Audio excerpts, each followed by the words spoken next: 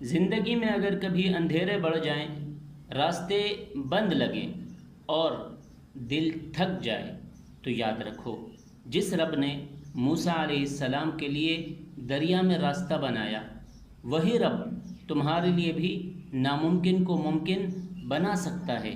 اگر دل ٹوٹے تو فکر نہ کرو، کیونکہ اللہ ٹوٹے دلوں کے سب سے قریب ہوتا ہے۔ اگر دعائیں قبول ہونے میں دیر ہو رہی ہے تو مایوس نہ ہونا، کیونکہ اللہ کی رحمت آتی ضرور ہے، کبھی فوراً، کبھی کچھ ٹھہر کر۔